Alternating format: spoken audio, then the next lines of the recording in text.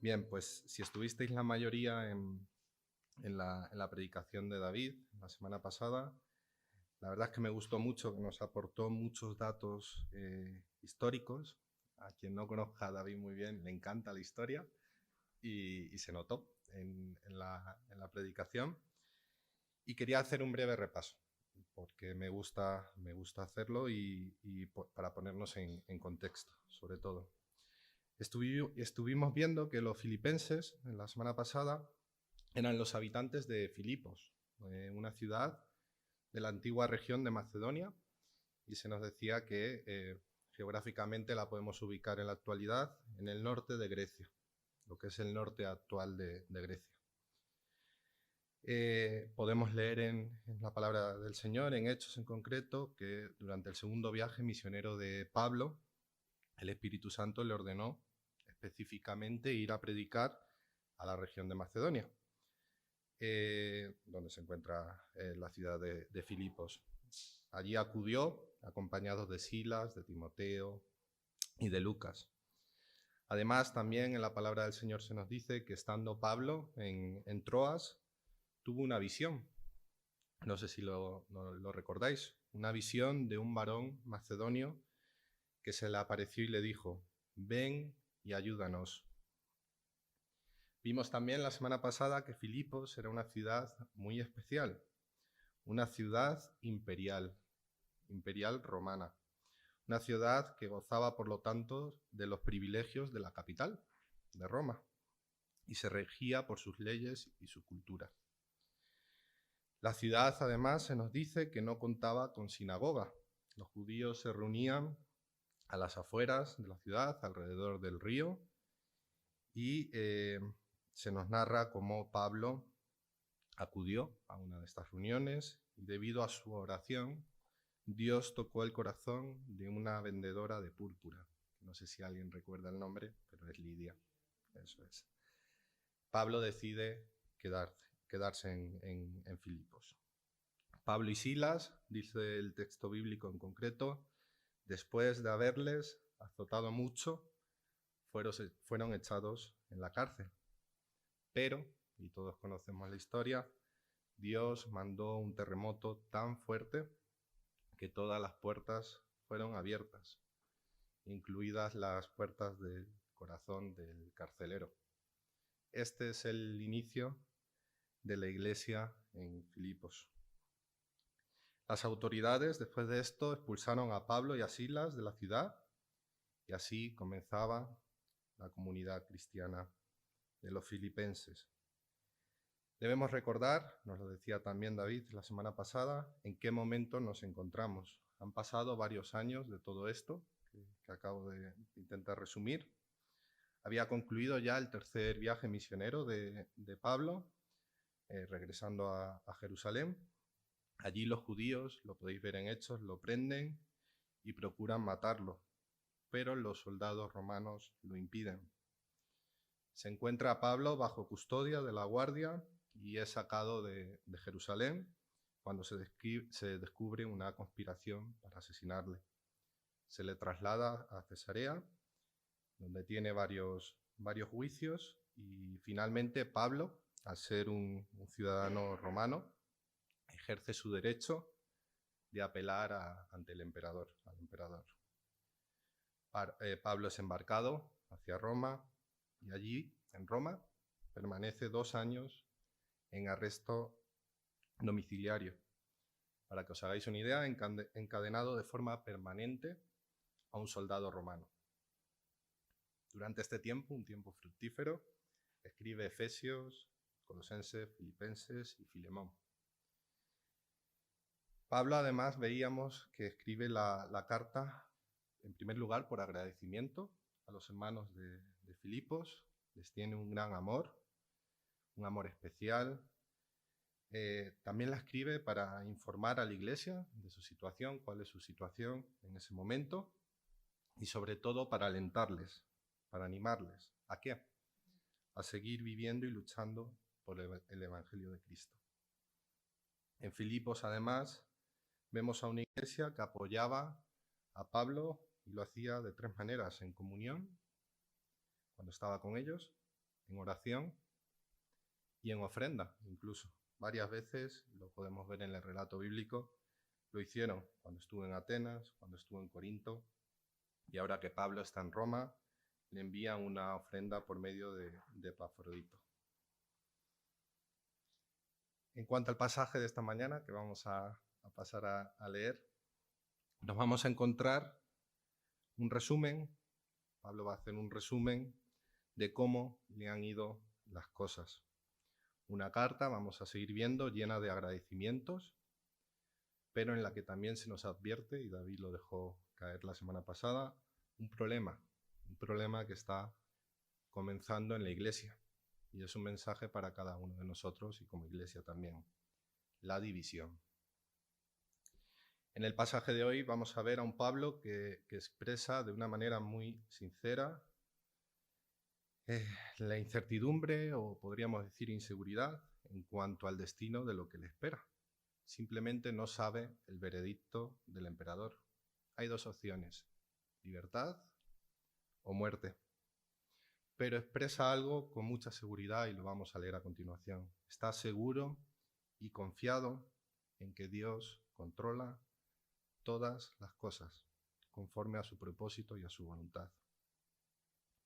Pablo nos va a dejar ver en el pasaje que vamos a leer su vida, sus emociones, sus aspiraciones y cómo todo ello gira en torno a una única razón y verdad: el avance del Evangelio, nada más.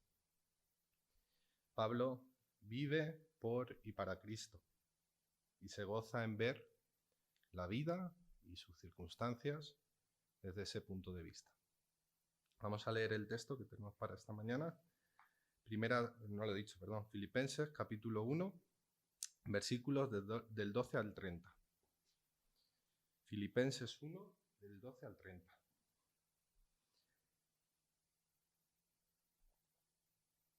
Dice la palabra del Señor: Quiero que sepáis, hermanos, que las cosas que me han sucedido han redundado más bien para el progreso del Evangelio, de tal manera que mis prisiones se han hecho patentes en Cristo en todo el pretorio y a todos los demás. Y la mayoría de los hermanos, cobrando ánimo en el Señor con mis prisiones, se atreven mucho más a hablar la palabra sin temor. Algunos, a la verdad, predican a Cristo por envidia y contienda, pero otros de buena voluntad. Los unos anuncian a Cristo por contención, no sinceramente, pensando añadir aflicción a mis prisiones. Pero los otros, por amor, sabiendo que estoy puesto para la defensa del Evangelio. ¿Qué pues? Que no obstante, de todas maneras, o por pretexto o por verdad, Cristo es anunciado, y en esto me gozo, y me gozaré aún. Porque sé que por vuestra oración y la suministración del Espíritu de Jesucristo, esto resultará en mi liberación, conforme a mi anhelo y esperanza de que en nada seré avergonzado. Antes bien, con toda confianza, como siempre, ahora también será magnificado Cristo en mi cuerpo, o por vida o por muerte. Porque para mí el vivir es Cristo y el morir es ganancia. Mas si el vivir en la carne resulta para mí en beneficio de la obra, no sé entonces qué escoger. Porque de ambas cosas estoy puesto en estrecho, teniendo deseo de partir y estar con Cristo, lo cual es muchísimo mejor. Pero quedar en la carne es más necesario por causa de vosotros. Y confiando en esto, sé que quedaré, que aún permaneceré con todos vosotros para vuestro provecho y gozo de la fe, para que abunde vuestra gloria de mí en Cristo Jesús por mi presencia otra vez entre vosotros. Solamente que os comportéis como es digno del Evangelio de Cristo, para que, o sea que vaya a veros o que esté ausente, oiga de vosotros que estáis firmes en un mismo espíritu, combatiendo unánimes por la fe del Evangelio, y en nada intimidados por los que se oponen, que para ellos ciertamente es indicio de perdición, mas para vosotros de salvación, y esto de Dios. Porque a vosotros os es concedido a causa de Cristo, no solo que creáis en Él, sino también que padezcáis por Él, teniendo el mismo conflicto que habéis visto en mí y ahora oís que hay en mí. telita. Versículo 12. Vamos a ir versículo por versículo, como hacemos normalmente. Quiero que sepáis, hermanos, que las cosas que me han sucedido han redundado más bien para el progreso del Evangelio. Lo primero que pensé al leer el texto fue qué manera de expresarse. Es decir, no sé si os habéis dado cuenta, pero hay muchas palabras que seguro que tenemos que buscar en el diccionario. Ya os lo adelanto. Muchos versículos cuyo orden, el orden de las frases, es totalmente opuesto al castellano actual y puede dificultar bastante la comprensión. Vamos a intentarlo. Quiero que sepáis, hermanos, que las cosas que me han sucedido han redundado más bien para el progreso del Evangelio. Lo primero que me preguntaba es, ¿qué es redundar? No sé si alguien lo sabe. Quiere decir resultar o causar una cosa en beneficio de una persona o cosa. Es decir, son sinónimos de repercutir o ayudar. En este primer punto, Pablo les está explicando cómo el hecho de él haber sido encarcelado, el hecho de haber sido llevado a Roma, ha redundado, ha ayudado, ha resultado en beneficio ¿de qué? Del progreso del Evangelio. ¿En dónde? En Roma. Y me hacía pensar este primer versículo. Imaginaos, lo hemos dicho al principio, que estamos encarcelados, arresto domiciliario, como decía antes, constantemente atados a un soldado de la Guardia Imperial de Roma. ¿Qué es necesario para ser capaz de asumir esto que está esgrimiendo Pablo? Pues es una respuesta muy sencilla. Un cambio de perspectiva. Perspectivas necesita. Él mismo dirá más tarde que aunque estaba preso, la palabra de Dios no estaba presa. Pablo habla de una perspectiva en la que todo está ayudando para bien, para el progreso del Evangelio. Todo lo que él está viviendo está propiciando el progreso del Evangelio. A pesar de, lo hemos dicho también, encarcelamientos, persecuciones, conspiraciones, naufragio, picadura de una serpiente, todo está ayudando para el progreso del Evangelio. Versículo 13, de tal manera que mis prisiones se han hecho patentes en Cristo, en todo el pretorio y a todos los demás. A partir de este versículo y hasta el versículo 18, Pablo va a desarrollar esta idea que acabamos de decir, que es el redundar, que es el beneficio para el progreso del Evangelio.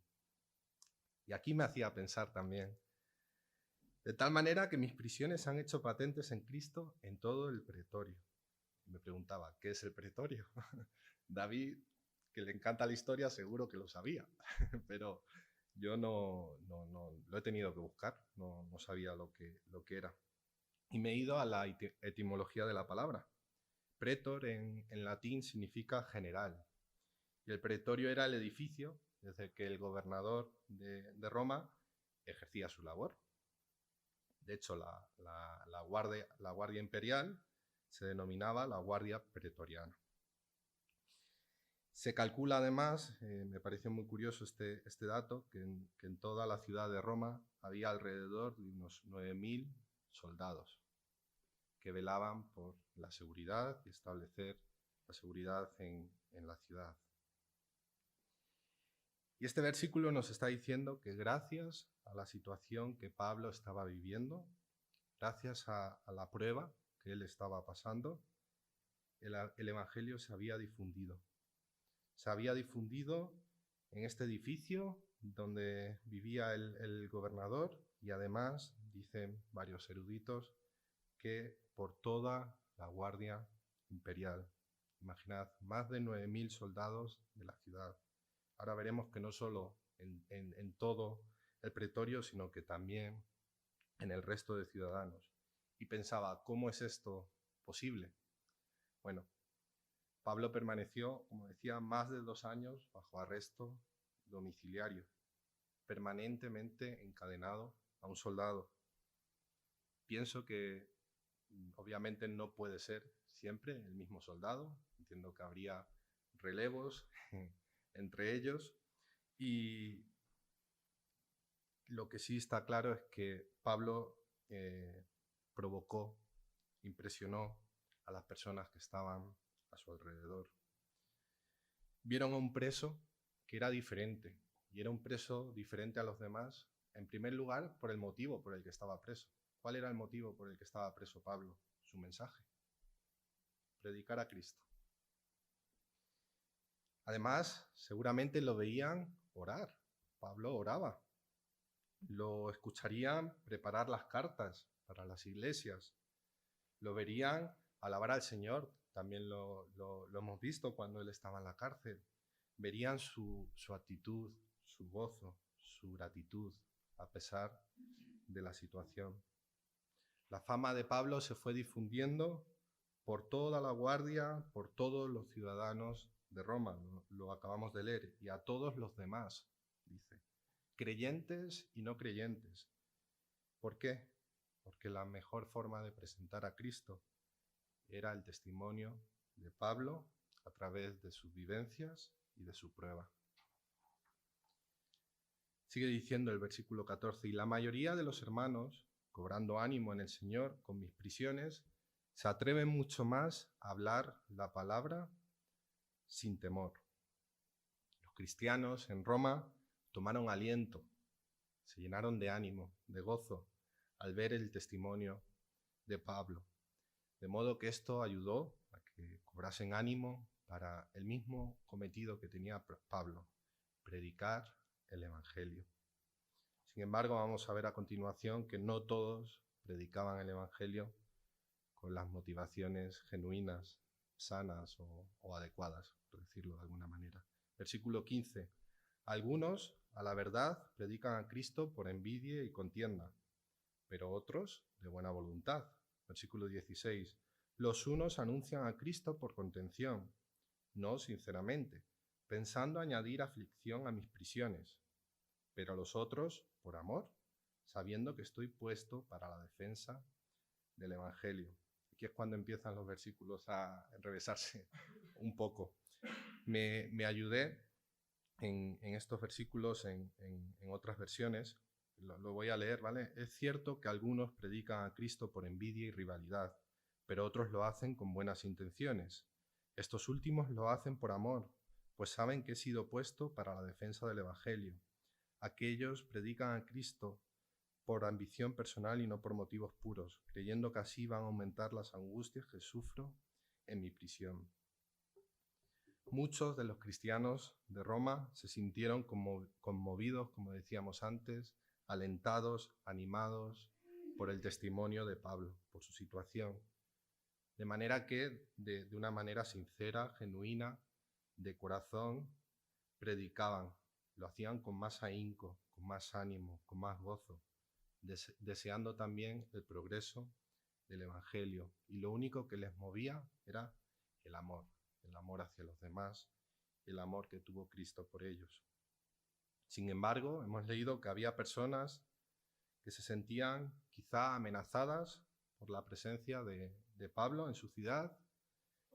No sabemos con certeza si quizá eran líderes que por miedo a los miedos que suele tener el ser humano, a perder su fama, su prestigio, a sentirse quizá eclipsado por la autoridad de Pablo, o quizá simplemente se sumaban a la moda de quitarse del medio al judío que amenazaba sus vidas.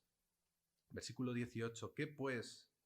Que no obstante, de todas maneras, o por pretexto o por verdad, Cristo es anunciado. Y en esto me gozo y me gozaré aún. Este versículo viene a decir, al fin y al cabo, sea como sea con motivos falsos o con sinceridad, se predica a Cristo. Y por eso, dice Pablo, me gozo, me alegro. Es más, seguiré gozándome, alegrándome. Y esto me hacía reflexionar y decía, ¿y qué es el gozo? No sé si últimamente os habéis hecho esta esta pregunta. El gozo es uno de los temas principales de esta epístola, o más presentes en la epístola. Y para intentar resumir en poco tiempo qué es el gozo, vamos a comenzar diciendo lo que no es.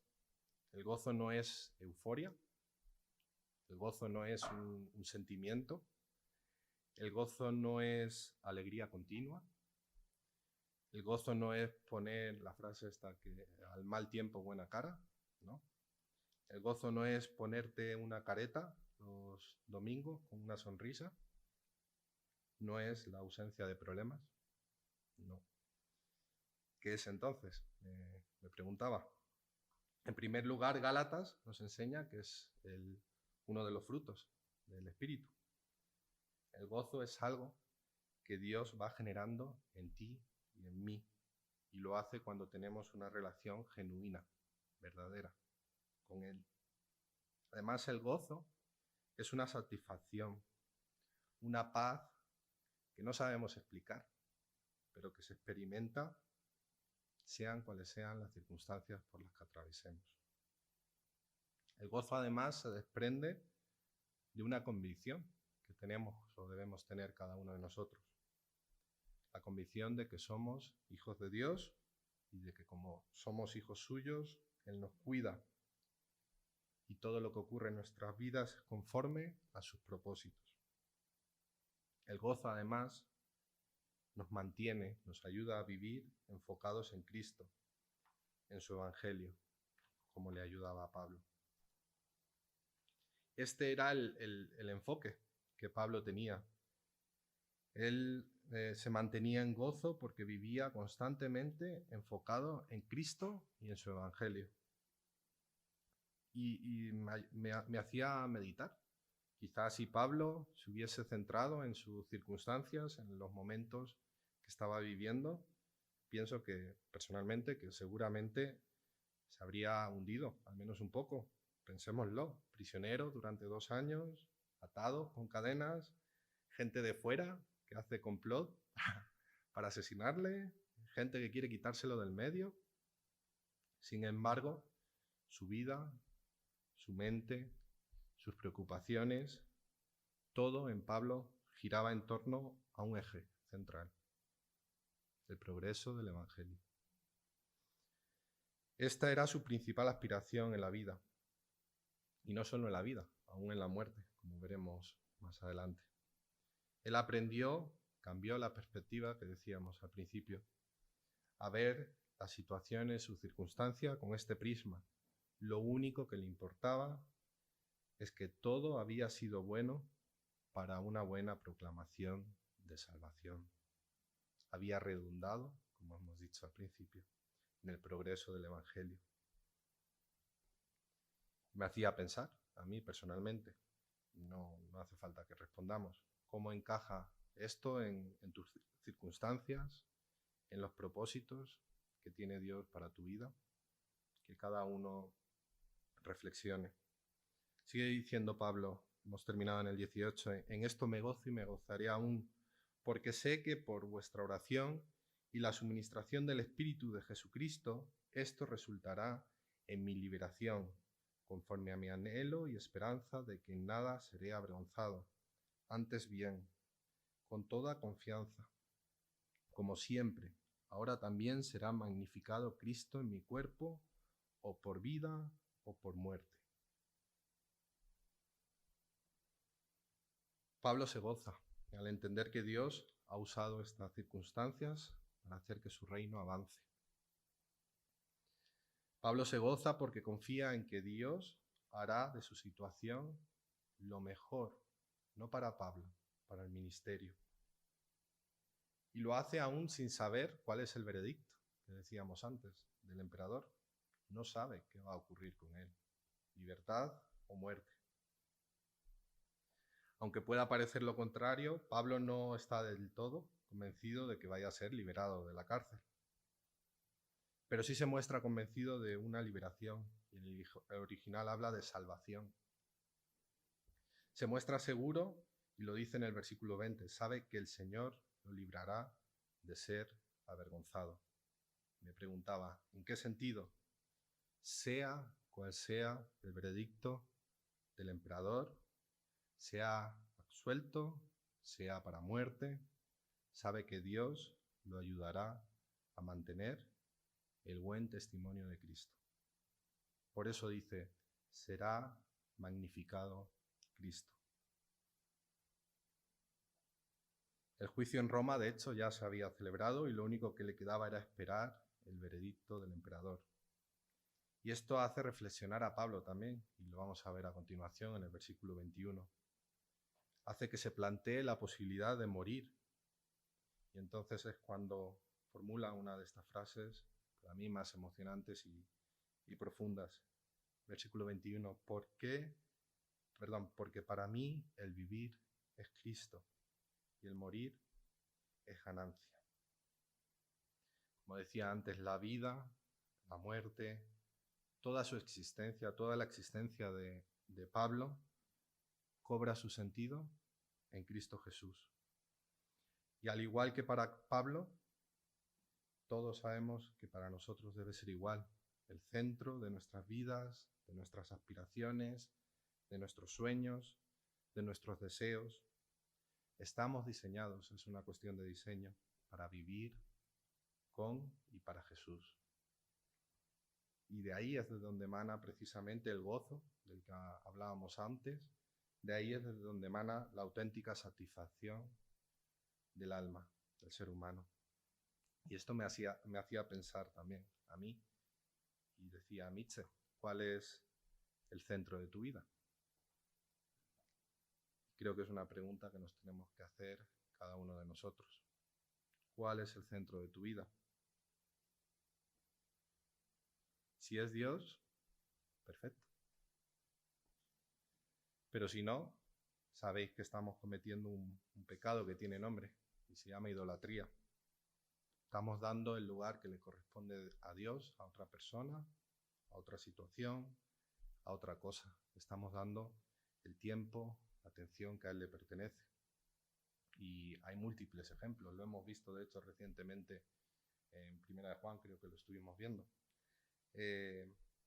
Quizás es la belleza, quizás es tu matrimonio, tus padres, tus posesiones, tu prestigio, la fama, los estudios, tantas cosas. Y también me preguntaba, ¿y entonces qué podemos hacer? ¿Cómo podemos averiguar cada uno de nosotros si Dios está siendo el centro de nuestra vida? La primera respuesta que se me venía a la cabeza es no hay una fórmula maestra. Pero sí hay varias cosas que se nos dicen en la palabra. Pídele a Dios en oración que te lo revele. Analicemos cada uno de nosotros cuáles son nuestros pensamientos a lo largo del día. Pensemos o miremos en perspectiva cuáles son nuestras ilusiones, nuestros deseos y examinemos, pidamos al Señor que nos ayude a examinar nuestra vida. Intentemos ver si en nuestra vida se manifiestan los frutos del Espíritu: amor, gozo, paz, paciencia. En los versículos del 22 al 24, Pablo se va a sincerar con los filipenses y les va a revelar los pensamientos más íntimos de su corazón. Versículo 22. Mas si el vivir en la carne resulta para mí en beneficio de la obra, no sé entonces qué escoger, porque de ambas cosas estoy puesto en estrecho, teniendo deseo de partir y estar con Cristo, lo cual es muchísimo mejor. Pero quedar en la carne es más necesario por causa de vosotros. Al analizarlo yo pensaba, en el día de hoy diríamos, se siente un poco entre la espada y la pared, perdonadme la expresión. Desea, por un lado, que Dios se lo lleve a su presencia. Pablo tiene claro que el morir no es ir a un sueño eterno, no es ir a una inexistencia, no es el final de todo. Está plenamente convencido de que la muerte es el inicio de la vida eterna con Jesús, y no solo está convencido, sino que lo anhela de forma ferviente. Pero por otro lado, anhela ver y seguir participando del proyecto de Jesús, del reino de Dios, de ver cómo todo está redundando para bien, todo está ayudando al progreso del Evangelio. Pablo se siente que juega un papel importante y sabe que su carrera aún no ha terminado. Todo lo contrario, y me acordaba de lo que dicen en su tercer encarcelamiento, cuando escribe en la segunda carta a Timoteo y dice, entonces sí, dice, he peleado la buena batalla y he acabado la carrera. Pablo no está diciendo esto en esta ocasión. Versículo 25, y confiando en esto, sé que quedaré, que aún permaneceré con todos vosotros, para vuestro provecho y gozo de la fe, para que abunde vuestra gloria de mí en Cristo Jesús, por mi presencia otra vez entre vosotros. Como decía Pablo, aquí se muestra confiado en su posible liberación. No lo sabe, pero sí sabe que hay posibilidades de que puede morir, de que puede quedar en libertad, como ya hemos visto. Intuye que es posible que Dios lo libre una vez más. ¿Por qué? Ve que tiene un papel importante que seguir desempeñando en el progreso del Evangelio y además añade un deseo, ir de nuevo a Filipos para animar a aquella congregación. Versículo 27, solamente que os comportéis. Aquí hay un cambio de tercio. Está, como decía, desarrollando esta idea de cómo su situación, cómo me encuentro, qué ha ocurrido en mi vida, qué espero de vosotros como iglesia, ¿vale? Pablo está desarrollando cómo todo eso es su anhelo para que el Evangelio siga progresando. Se ha abierto en canal, les ha expresado sus sentimientos a los filipenses y ahora dice, solamente que os comportéis como es digno del Evangelio de Cristo, para que, o sea que vaya a veros, o que esté ausente, que no vaya, oiga de vosotros que estáis firmes en un mismo espíritu, combatiendo unánimes por la fe del Evangelio. Versículo 28, y en nada intimidados por los que se oponen, que para ellos ciertamente es indicio de perdición, mas para vosotros de salvación, y esto de Dios. Como os decía al principio, a pesar de que esta carta, y lo decía David la semana pasada, está caracterizada por estar llena de amor, de agradecimiento, también hay advertencias para la iglesia de Filipos. Y sobre todo me hacía pensar que es una advertencia para cada uno de nosotros, como individuos, como familias y como iglesia. Pablo les exhorta a vivir conforme a la dignidad del Evangelio y además les dice que este esfuerzo que tiene que realizar la iglesia no debe estar condicionado a las circunstancias futuras, es decir, no debe estar condicionado a que él sea liberado o no. No debe estar condicionado a que él los visite o no los visite. Tienen que comportarse como auténticos cristianos. Y me preguntaba, ¿cómo? Lo dice también. 3 realidades. Firmes en un espíritu.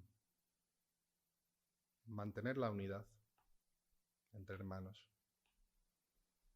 ¿Y cómo podemos mantener la unidad entre hermanos? Pidiendo a Dios que forje en cada uno de nosotros el carácter de Cristo.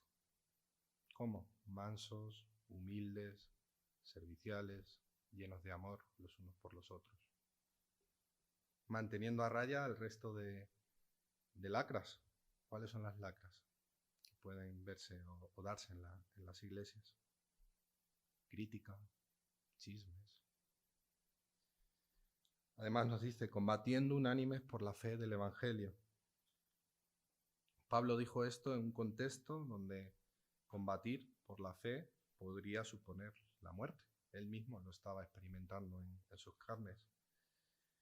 Pero me hacía pensar, cuánto más a nosotros en nuestro contexto. Quizá a nosotros a día de hoy no nos puede suponer la muerte, pero sí hay muchos hermanos que están siendo perseguidos por este mismo motivo. ¿Valoramos esa libertad que tenemos? Es cierto que no deja de ser una lucha, es cierto que cada uno de nosotros en nuestras circunstancias, en nuestros contextos, tenemos nuestra lucha. Pero hay muchos hermanos, y lo oímos muy a menudo y oramos por ellos, que son realmente perseguidos, incluso hasta la muerte, por el progreso del Evangelio. Y por último les dice, en nada intimidados por los que se oponen. Ya nos lo advirtió el Señor Jesús. La oposición es algo que es inevitable, pero anima a la iglesia en Filipos y nos anima a cada uno de nosotros a que no nos dejemos intimidar, amedrentar por la oposición. Termina el pasaje diciendo, porque a vosotros os he concedido a causa de Cristo, no solo que creáis en Él, sino también que padezcáis por Él, teniendo el mismo conflicto que habéis visto en mí y ahora oís que hay en mí. Aquí se está hablando de la persecución como una bendición. La persecución, la oposición, al final nos hace a cada uno de nosotros y como iglesia crecer en varios aspectos. Nos ayuda a crecer en madurez, en primer lugar. Nos ayuda a conocer en conocimiento de Dios, de cómo Él obra, a resguardarnos, a buscar en su palabra. En el versículo 30, además, Pablo se refiere al conflicto que existía y existe en la actualidad, la dualidad entre la predicación del Evangelio y la oposición de las tinieblas. Solo hay que sacar un poco la cabeza por la ventana para verlo. Los propios filipenses ya habían sido testigos de la maldad oponiéndose al Evangelio. Fueron testigos de cómo Pablo fue encarcelado en su primer viaje a causa de, como hemos dicho, un único motivo, su mensaje. Si me permitís, sacaba 5 conclusiones en esta mañana y que quiero compartir con vosotros. La primera es que Pablo escribió esta carta, como hemos dicho, para darles noticias acerca de cómo iba todos sus asuntos, su vida. Quería además agradecerles todo lo que los filipenses hacían por él, en comunión, en oración, en ofrenda. Los quería animar, además, alentarles como congregación. Y lo podemos asumir como propio el mensaje también. Nos da ejemplo, Pablo, también de cómo él se gozaba al vivir con esta perspectiva que decíamos al principio, enfocados en Cristo y en su Evangelio.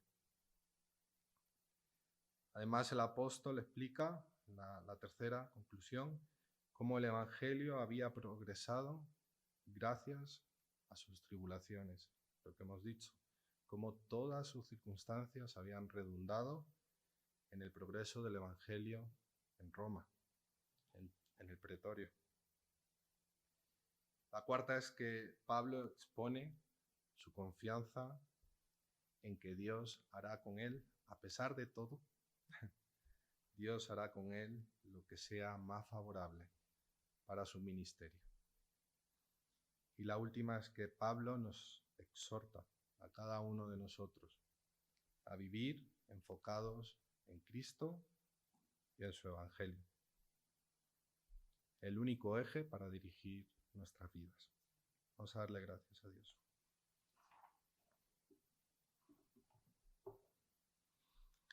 Sí, Señor, te queremos dar gracias por este mensaje que tú has puesto en esta mañana, Señor, para cada uno de nosotros, Señor. Gracias porque por medio de los ejemplos que podemos ver y consultar en tu palabra, Padre, podemos analizar, examinar nuestras vidas, Señor.